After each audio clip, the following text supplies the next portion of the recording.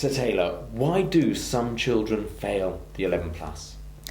They fail because the 11 plus is designed to select the most able pupils, and they do this by failing about 85% of pupils, thereby selecting approximately the top 15% of pupils. So it's very much a case of not so much the children having failed. It's not like they were not able to do a certain thing. If you think of the comparison with GCSEs or even A-levels or SATs, all of those exams have something in common, which is that they award marks and then grades according to what the pupil can do and what they show they can do in written exam and sometimes coursework. So those exams, in theory, every pupil can pass, or every pupil can achieve a particular grade if they can do certain things and show that they can do certain things. That's the case with SATs, GCSEs and A-levels. But with 11 plus, it's not a question of whether or not the child can do certain things. It's a question of, can they make it into the top 15% of the thousands of children who took the 11 plus exam at the same sitting as they did. So it's a matter of making that cut. And it's not a case that, all the thousands of children who took the 11 plus exam could have passed in theory. No, in theory, no matter how well prepared children are, only the top 15% are going to get to pass. Okay, so if only 15% are passing, 85% are going to fail because that's the way it's set up. What's the difference between, what can make the difference on the day between an able pupil being in the top 15% and an able pupil falling just below that level? That's the really key question, and it's absolutely true that some children who have more, if you like, natural aptitude, more natural academic ability, sometimes lose out to other children who are academically slightly less able, perhaps, when it comes to 11 plus. And the reasons are many and varied. The first is that it does require special preparation because the 11 plus exam tests things that children are not taught in school. So they do have to learn them one way or another in order to do well. And when I say do well, I mean they need to learn those things very well, because you have to bear in mind that they're competing against a large number of children and the majority of those are going to fail. So they need to be able to do those things very well. So they need to prepare well.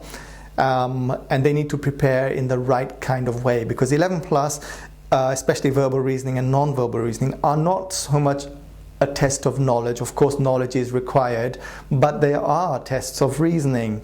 So the preparation needs to reflect that, and the preparation needs to be very much preparation at reasoning as well as the knowledge that's required to do, especially the verbal reasoning.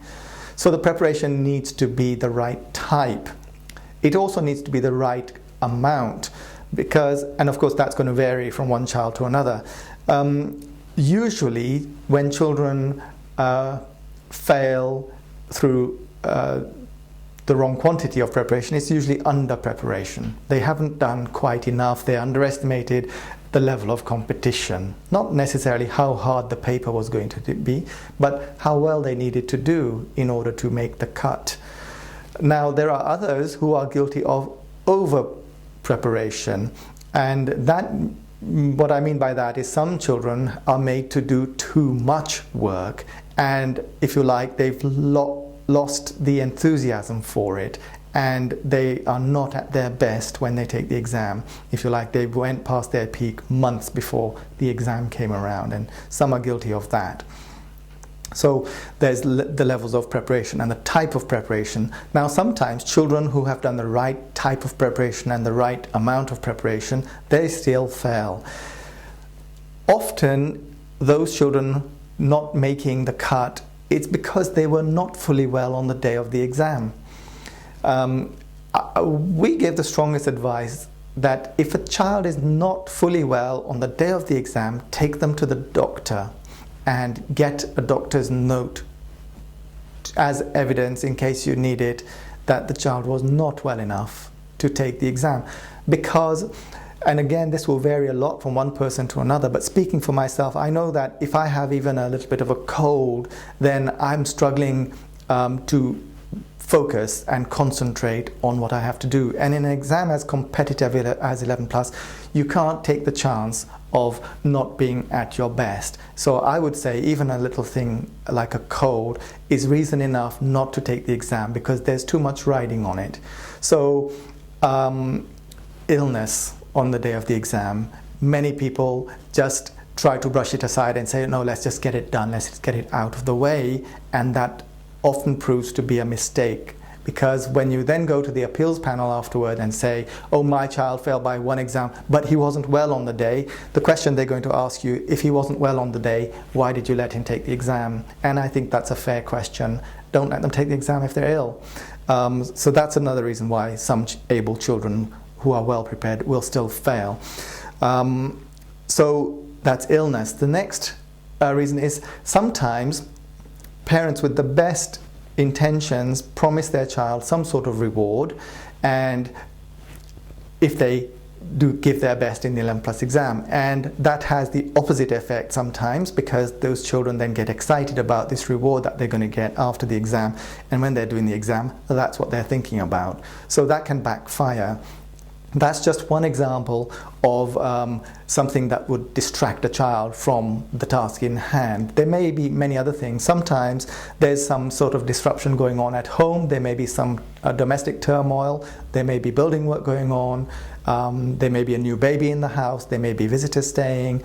Many reasons why a child is not able to concentrate fully on doing their exam. So sometimes very well prepared child is fully well, but they're just not focused on the task in hand because they're being distracted by something else going on in their life.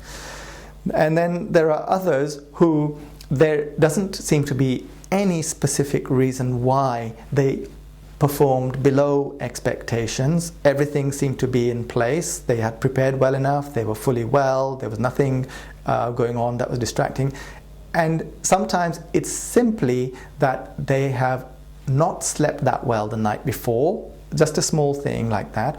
Or sometimes when they go to take the exam, they get hit by nerves or they get fazed by the experience. That happens especially if they go to a grammar school to take their exam rather than taking it in their own primary school, which in some circumstances they can do.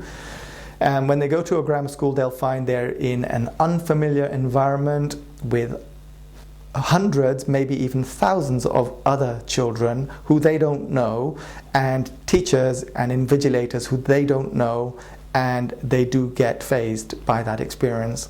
So any of those, or even a combination of those things, can contribute to a child who potentially might have made the cut into missing out and ending up on the wrong side of the pass mark.